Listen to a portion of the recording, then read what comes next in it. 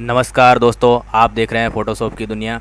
आज हम सीखने जा रहे हैं कि रॉ फ़ोटो को जेपीजी में किस तरह से कन्वर्ट करें फ़ोटोशॉप के यूज़ के बिना। अगर आपके पास कभी आप मैरिज में या कहीं भी किसी भी इवेंट में फ़ोटोग्राफी करते हैं, अगर रॉ में शूट किया है और फिर आपको अगर किसी को फ़ोटो देना पड़ता है, अगर सिलेक्शन के लिए देना पड़ता है तो आपको जेपीजी में कन्वर्ट करना पड़ता है।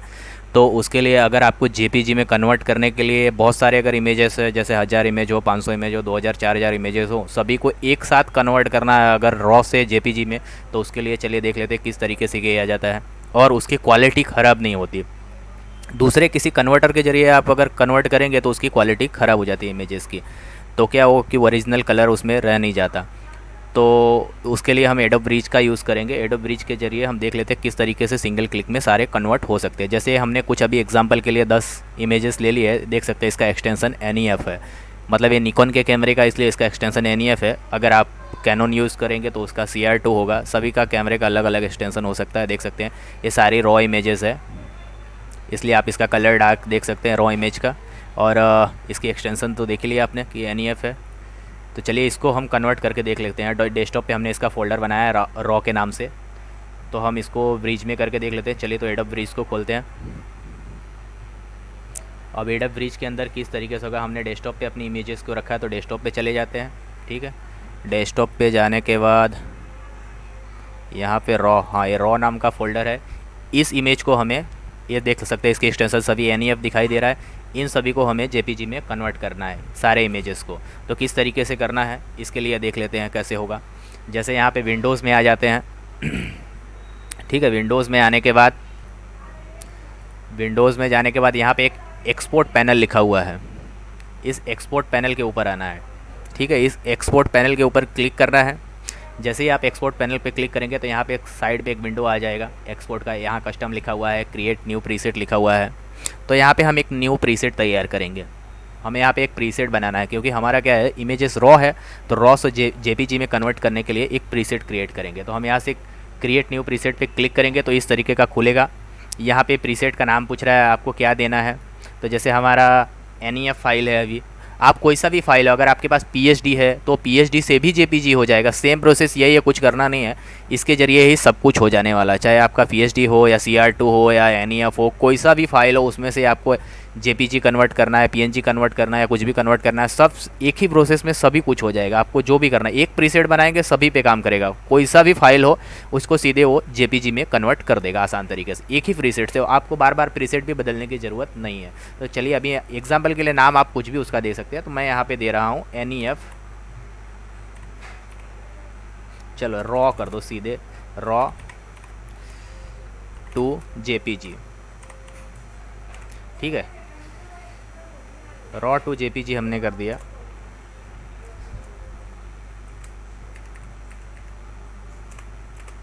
ये हमारा प्रीसेट का नाम हो गया। अब यहाँ पे एक्सपोर्ट टू, ये पूछ रहा है कहाँ पे आपको एक्सपोर्ट करना है। आपको यहाँ पे कोई फोल्डर देना है, किसी और जगह पे, किसी और लोकेशन पे करना हो तो स्पेसिफाई फोल्डर करना है। अगर उसी जगह पे करने देना है तो फिर हमें ओरिजिनल फाइल लोकेशन ही रहने देना है। चलिए अभी हम फोल्डर का लोकेशन चेंज नहीं कर रहे हैं, ओरिजिनल फाइल फोल्डर पर ही रहने देते हैं। और यहाँ पर हम इसे चेंज करके देख लेते हैं, यहाँ पे हम कर लेते हैं। ठीक है, इसी लोकेशन पे। अब यहाँ पे क्या पूछ रहा है, सेव सब फोल्डर नेमेड। आप इसमें कोई फोल्डर का नाम देना चाहते हैं तो हम इसको चेक कर देते हैं, नहीं देना चाहते हैं तो आप उसके पास में ही ये आ जाएगा, लेकिन हमें एक फ़ोल्डर बना देना है। तो इस पर टिक कर देना, जिससे एक फ़ोल्डर बने तो पता चले कि हम आसानी से हम अपनी जेपीजी को अलग कर सके। तो यहाँ पे हम एक फ़ोल्डर दे देते हैं, उस फोल्डर का नाम दे देते हैं, किस नाम से हमें फ़ोल्डर बनना चाहिए जिसमें वो सेव हो। तो अभी फ़िलहाल हम JPEG कर देते हैं। ठीक है, JPG नाम का फ़ोल्डर बने तो हमें पता चले कि JPG नाम के फ़ोल्डर में हमारी सारी इमेजेस सेव हो रहे हैं। ठीक है, और यहाँ पे कुछ करना नहीं है, नाम हम चेंज नहीं करना है इसका। और यहाँ पे फाइल का एक्सटेंशन हमें देख लेना, अगर कुछ दूसरा हो तो हमें JPG कर लेना। अगर आपको PNG में कन्वर्ट करना है तो PNG होगा, टीफ में करना हो तो टीफ में, DNG करना तो DNG कर सकते हैं।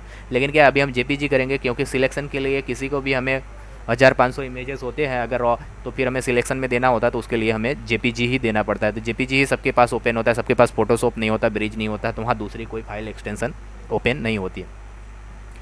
ये इमेज की क्वालिटी है, तो इमेज की क्वालिटी 8 है, तो हम बाय डिफ़ॉल्ट 12 कर लेते हैं। जैसे हम फोटोशॉप में सेव करते हैं तो वहाँ पे वो पूछता है कि हमें इमेज की क्वालिटी कितनी करनी है, 12 पे रखना है, 10 पे रखना है, 8 पे रखना है।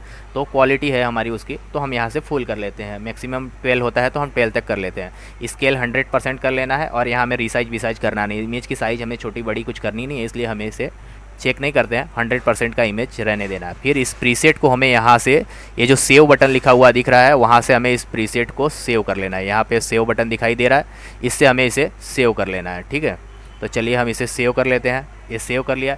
जैसे ही सेव किए तो देख सकते हैं आप यहाँ पे रॉ टू जेपीजी का एक प्रीसेट तैयार होके आ गया है। अब इसका यूज़ कैसे करना है हमें इस रॉ टू जेपीजी को। अब जैसे हमारे जितने भी इमेज है, सारे इमेज को सिलेक्ट कर लेना है। एक को सिलेक्ट करके कंट्रोल ए करेंगे तो सारा सिलेक्शन हो जाएगा।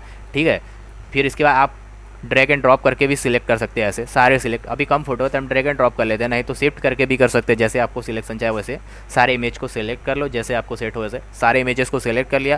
फिर करना क्या है, इसे जेपीजी में कन्वर्ट करने के लिए बहुत ही आसान तरीका है। इसके ऊपर किसी एक इमेज के ऊपर जाना है और वहाँ से इन सभी को ड्रैग करके यहाँ पे लाके इसे छोड़ देना है। इसको यहाँ से ड्रैग करना है और यहाँ से वहाँ लाके छोड़ देना है।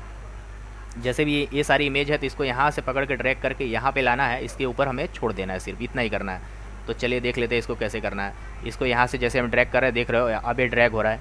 यहाँ पे लाके हम इस रॉ टू जेपीजी के ऊपर हमें ले आके छोड़ देना है। आ गया, देख रहे हो 1 to 10 फाइल लिखा हुआ आ गया यहाँ पे जॉब। फिर इसके बाद क्या करना है, नीचे एक बटन देख रहे हो लिखा हुआ है स्टार्ट एक्सपोर्ट। ध्यान से देखिए, वहाँ पे एक स्टार्ट एक्सपोर्ट लिखा हुआ दिख रहा है, यहाँ पे देख सकते हैं लिखा हुआ ना स्टार्ट एक्सपोर्ट। इसके ऊपर हमें क्लिक कर देना है। तो चलिए उसके ऊपर हम क्लिक करके देख लेते हैं। अभी इस पर क्लिक करते हैं तो ऐसा ऑप्शन आ रहा है। ठीक है, देख रहे हैं वो अपना आपकी फ़ाइल कन्वर्ट कर रहा है। ये देखें 1/10 कन्वर्ट हो रहा है।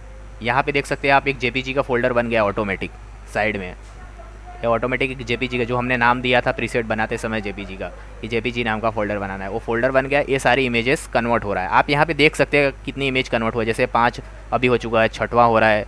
ऐसे करते करते 10 जब आपकी सारी इमेजेस जितने यहाँ पे काउंट दिखा रहा है वो सारे इमेजेस कन्वर्ट हो जाएंगे तो सारे इस फोल्डर में आ जाएंगे, यहाँ पे डन हो जाएगा। ठीक है, यहाँ से इसको फिर क्लोज़ कर देना है। जैसे अभी 9 हुआ, अब ये 10 हुआ।